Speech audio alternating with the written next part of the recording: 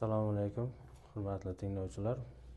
Bugungi darsimiz ona tili o'qish savodxonligi va uni o'qitish metodikasi fanidan. Mavzuyimiz morfemika va morfema haqida umumiy ma'lumot. Rejalarimiz: morfemika, o'zak, afikslar va ularning turlari, afikslarning shakl va ma'no turlari, o'zak va afikslarning qo'shilish tartibi. Morfemika so'zining ma'noli qismlar haqidagi ta'limot hisoblanadi. Bu so'zning eng kichik ma'noli qismiga morfema deyiladi. Masalan, bog'larimizning so'zi quyidagi ma'noli qismlardan iborat hisoblanadi. Bog' asos, o'zak, lar ko'makchi morfema, imiz bu ham ko'makchi morfema, ning bu ham ko'makchi morfema hisoblanadi. Morfemalarning har bir so'z doirasi o'ziga xos ma'no ifodalovchi birlikdir hisoblanadi. Ularning yana bo'laklarga bo'linishi mazkur ma'nolarning izohlanishiga olib keladi. Demak, morfema so'zning eng kichik bo'linmas ma'noli qismi hisoblanadi. Morfemalar dastlab ikkiga bo'linadi: o'zak morfema, afiks morfema. O'zak so'zda albatta ishtirok etadigan, nutqda yakka holda qo'llanilishi mumkin bo'lgan va mustaqil lug'aviy ma'no ifodalash xususiyatiga ega bo'lgan morfemadir. Masalan, ishchi, ishla, ishchan, ishsiz so'zlaridagi ish bu yerda o'zak morfema hisoblanadi, ya'ni mustaqil qo'llana oladigan qism hisoblanadi. Afikslar, qo'shimchalar yakka holda lug'aviy ma'no ifodalamay, o'zakka qo'shilib uning leksik yoki grammatik ma'nosini shakllantirishda ishtirok etadigan ko'makchi morfema hisoblanadi. Masalan, ish, odam, daraxt kabi narsa nomini bildiruvchi o'zaklarga chi afiksini qo'shadigan bo'lsak, ishchi, garchilik afiksini odam so'ziga qo'shadigan bo'lsak, odam asosiga odamgarchilik degan yangi ma'noli qismni hosil qiladi. Zor afiksini esa daraxt so'ziga qo'shadigan bo'lsak, daraxtzor kabi afikslarning qo'shilishi bilan mazkur so'zlarning lug'aviy ma'nolari o'zgarish xususiyatiga ega bo'ladi. Ularga ish, ning, odamlardan, daraxt plus lar plus imiz kabi afikslarning qo'shilishi bilan esa so'zlarning grammatik ma'nolari shakllangan hisoblanadi.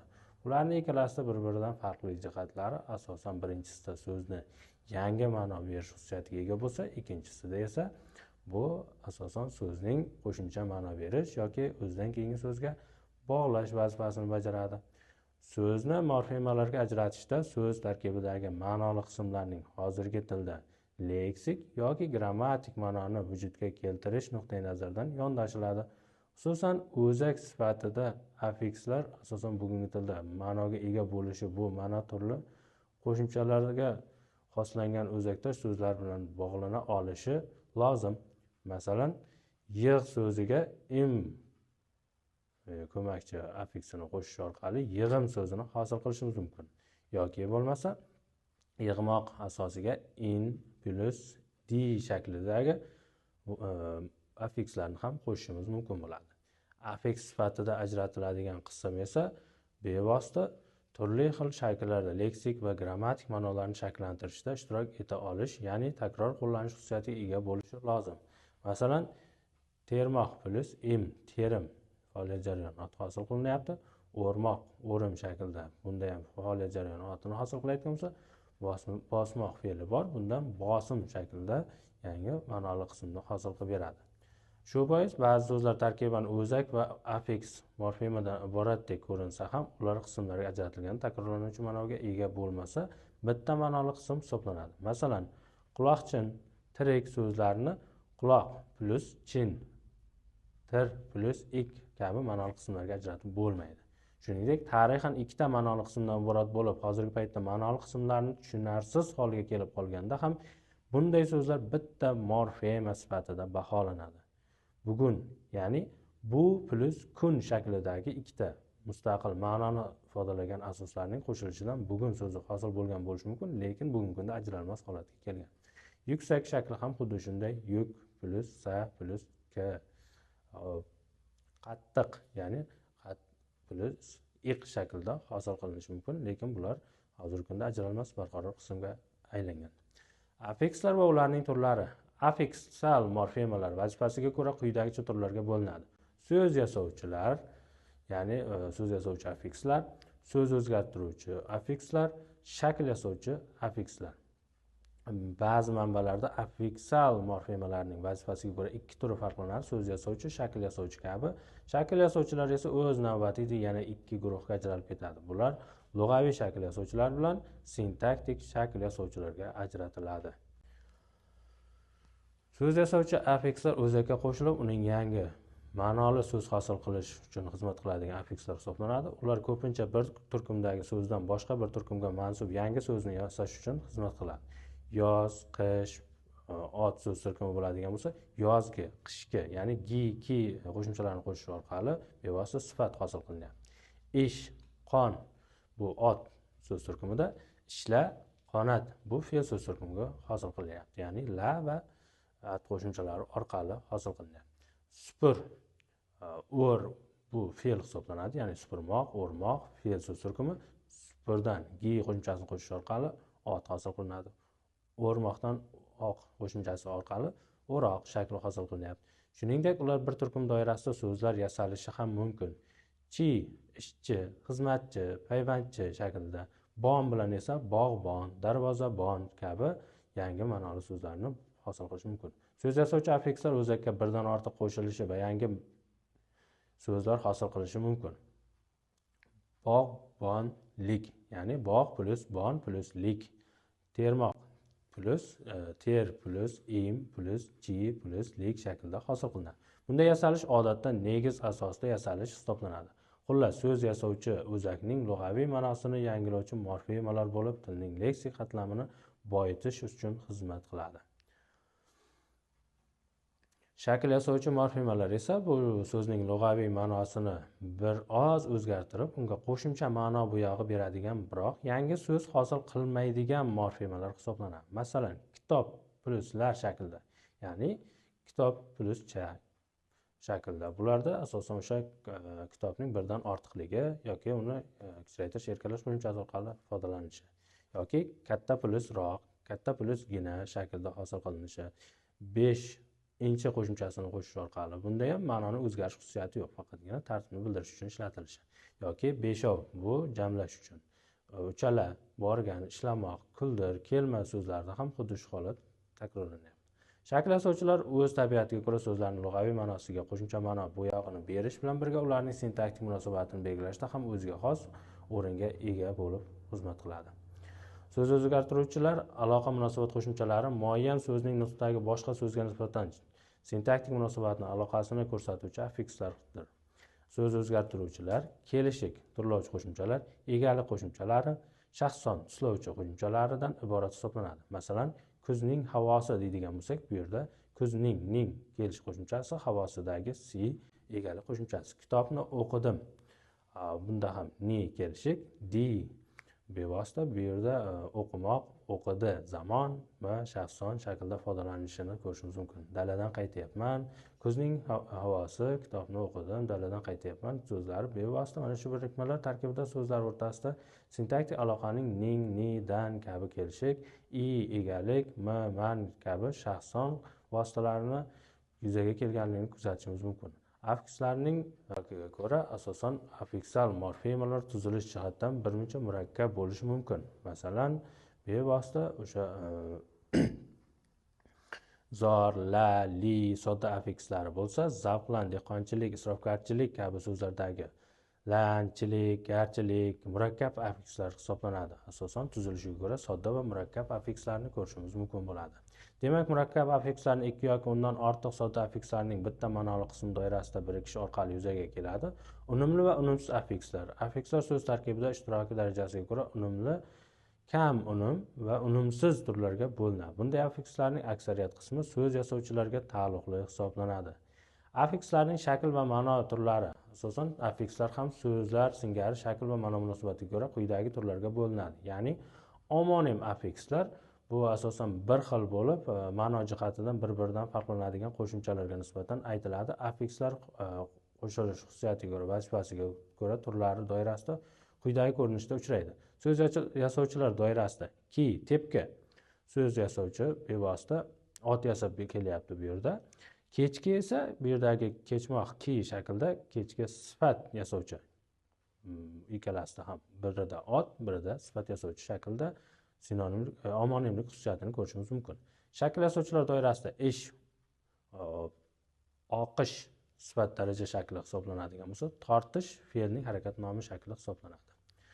So'z o'zgartiruvchilar doirasida olmang egali qo'shimchasi bodiring tuslovchi qo'shimcha, so'z yasovchi va shakl yasovchilar doirasida bo'g'ma ilon sifat yasovchi, bundan tashqari olma deydigan bo'lsak, ot yasovchi bevosita hosil qilinishini ko'rishimiz mumkin. Ketma fe'lning bo'lishsizlik shakli so'z yasovchi, so'z o'zgartiruvchilar doirasida esa qultum ot yasovchi, kitob egalik qo'shimchasi ba'zan o'zakda so'zlarning ham omonim affiks qabul qilinish xususiyatini shakldoshlikka ega bo'lishi mumkinligini ko'rishimiz mumkin. Masalan, qatla fe'liga so'z yasovchi va shakl yasovchi omonim qo'shimcha qo'shilishi bilan qatlama fe'lning bo'lishsizlik shakli hosil qilishi mumkin. Bunda asosan inkorni ifodalaydi. Sinonim affikslar shaklan har xil umumiy ma'nosi bir xil bo'lgan qo'shimchalardir. Masalan, li, dor, unumli, unumdor affikslar sinonimligi qo'shimchalarning vazifasiga ko'ra barcha turlari doirasida uchraydi. Lekin bu so'z yasovchilarda siz, no ma'nodoshligi asosida o'rinsiz, noo'rin, li, ser ma'nodoshligi asosida g'ayratli, serg'ayrat. Shakl yasovchilarda ish, imtir ma'nodoshligi asosida oqish, oqimtir, qar, kar, qaz, kaz ma'nodoshligi asosida qutqar, qutqaz, o'tkaz, o'tkar, lar, ish ma'nodoshligi asosida kelishdi, keldilar. So'z o'zgartiruvchilarda ning, dan ma'nodoshligi asosida mehmonlarning, mehmonlardan kattasi shaklda ishlatilish holati bu sinonim affikslar sifatida ko'rsatishimiz mumkin. Antonim affikslar bir-biriga zid ma'noli qo'shimchalar hisoblanadi. O'zbek tilida bu qo'shimchalarning zid ma'noligi boshqa yondosh hodisalarga nisbatan ancha kam uchraydi. Ular ko'proq sifat yasovchi qo'shimchalarda kuzatiladi. Bu masalan kuchli, kuchsiz, ya'ni birida kuchli shunga egalik, ya'ni kuchga ega degan bo'lsa, kuchsiz kuchga ega emas ma'nosida ifodalanadi. Bir-biriga zid holatda hosil qilinadi. Mazali, bemaza tam xususiyatdan kelib chiqib, g'ayratli, serg'ayrat xususiyat nuqtai nazaridan ko'p ma'noli affikslar birdan ortiq leksik va grammatik ma'noni shakllantiruvchi qo'shimchalar hisoblanadi. Masalan, chi qo'shimchasi temirchi, asosda anglashilgan kasbga ega bo'lgan shaxs oti, hasharchi, ijarachi, pudratchi, o'zakda anglashilgan faoliyatga ega bo'lgan shaxs oti sifatida ko'rsatish mumkin. Xo'p, bu yerda chi o'zgartiruvchilarga asosan bevosita ko'p ma'noliligini, xususiyatini kuzatishimiz mumkin bo'ladi. O'zak va affikslarning qo'shilish tartibi, affikslarning o'zakka qo'shilish tartibida odatdagi tartib asosan o'zak yoki negiz, so'z yasovchi, shakl yasovchi, so'z o'zgartiruvchi shaklda kelishi bu odatiy tartib hisoblanadi. Masalan, qishloq, doshlar, imiz shaklda bo'ladigan bo'lsa yoki qo'riqlar, dik shaklda keladigan bo'lsa, terim, quruq, tinchi, bevosita o'zakka so'z yasovchi qo'shimchalar qo'shilishi bilan negiz hosil bo'ladi. Masalan, termoq plus im, qurimoq plus q qo'shimchasi, tinch plus i, tinchimoq kabilar negizdir. Agar so'z tarkibida birdan ortiq so'z yasovchi qo'shimchalar ishtirok etsa, u holda negizning chegarasi oxirgi so'z yasovchi qo'shimcha bilan belgilanadi. Masalan, bilmoq im plus don plus lik shaklda yasalmasida ham ko'rishimiz mumkin. Bu bilimdonlik negizidir. Demak, odatdagi tartibga ko'ra shakl yasovchi va so'z o'zgartiruvchi qo'shimchalar so'zning o'zak qismiga bilmoq plus di plus m yoki negiziga bil plus im, lar plus dan shaklda qo'shilishi ham mumkin. Ba'zan affiks morfemalarning odatdagi tartibida o'zgarishlar yuz berishi ham mumkin. Bunday o'zgarishlar ko'pincha uslubiy talablar yoki sheva ta'sirida yuzaga keladi. Aka plus m egalik plus lar, akamlar shaklda yoki ko'rdi plus bunda ko'rmoq plus di plus nga plus lar shaklda, ko'rdinglar shaklda yoki ko'rdilaring shaklda hollarda yasovchi qo'shimchalar shakl yasovchi va so'z o'zgartiruvchidan keyin qo'shilib, yangi ma'noli so'z hosil qilishi mumkin. Uka plus lar plus im cha shaklda bo'lolmaysan yoki tortmoq plus in plus choq, kuyunchak shaklda yoki kishi kabi holatlarda ko'rishimiz mumkin. Bunday holat affekt shakldagi yuklamalar va qo'shimchalarning o'zakka qo'shilishida ham kuzatiladi. Masalan, bola plus m plus gina so'zida gina urg'usiz bo'lib ajratish ma'nosini anglatadi. Mazkur yuklama bilan shakldosh bo'lgan otlardagi erkalash qo'shimchasi gina esa o'zakka odatdagi tartibda qo'shiladi. Bola plus gina plus m shaklida bolaginam shaklida ifodalanadi. Qo'shimcha shakldagi yuklamalar odatda barcha turdagi affiks morfemalardan keyin qo'shiladi. Kitob plus mi shaklida, kitob plus dan plus chi, kitob plus lar da, gina, bog' plus cha plus lar plus dan plus a kabi. Biroq ko'r plus gan plus di plus nga plus mi, ko'rgan mi ding shaklida ishlatilish holatini kuzatishimiz mumkin bo'ladi.